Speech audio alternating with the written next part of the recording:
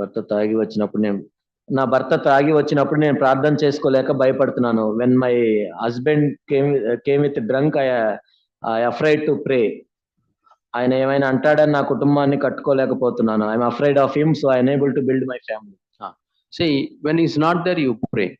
ఆయన లేనప్పుడు నువ్వు ప్రార్థన చేయొచ్చు. When he comes, ఆయన వచ్చినప్పుడు love him, ఆయన ప్రేమించు, honor him, గణపరచు, and do all service to him. ఆయనకి సేవ చేయి. Don't say that I will not do because you are drinking. లేదు నువ్వు తాగొచ్చావు నేనేం చేయను అనొద్దు. Through your love and conduct, you may win. నీ ప్రేమను బట్టి ఆయన గెలుచుకో. That is in the Bible. అది బైబిల్లో ఉంది. 1 Peter, మొదటి పేతురు chapter 5. 5వ అధ్యాయం.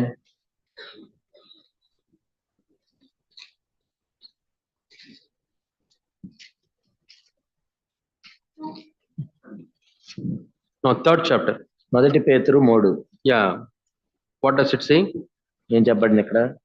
Wives, భార్యలారా obey your husbands. మీ భర్తలకు లోబడి ఉండుడి. If somebody is not obedient to the word of God, ఎవరైతే దేవుని యొక్క వాక్యానికి విధేయత చూపించరో, if somebody is drinking, ఎవరైనా మందు అవుతున్నారు, if somebody is living sinful life, పాప జీవితం జీవిస్తున్నారు, and through your life, మీ భయంతో కూడిన మీ పవిత్ర ప్రవర్తన చూసి, through your godly life, మీ దేవుని యొక్క భయంతో మీరు జీవించే జీవితం చూసి, you will be able to win them. వాళ్ళని మీరు గెలుచుకోవచ్చు. Yeah. Even if they are disobedient to the word, they may be won without a word by the behavior of their wives. వారు భయంతో కూడిన మీ ప్రవర్తన చూసి వాక్యం లేకుండానే తమ భార్యలను నడబడి వలన రాబట్టవచ్చు. If you shout at him and fight, అని వెళ్ళి ఆయన మీద కేకలేసి పోట్లాడేవనుకో, he will think, what church she goes and she's like this.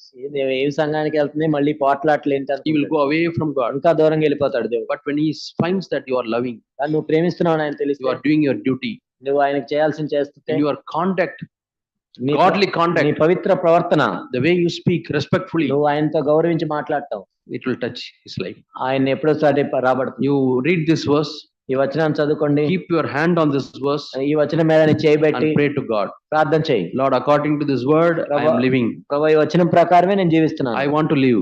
ప్రభు, నేను జీవించాలి. Strengthen me. సహాయం చేయండి ప్రభు. And I want to win my husband. నా భర్త నేను రాబట్టుకోవాలి ప్రభు. Soon he will come. అతి త్వరలో ఆయన వస్తాడు.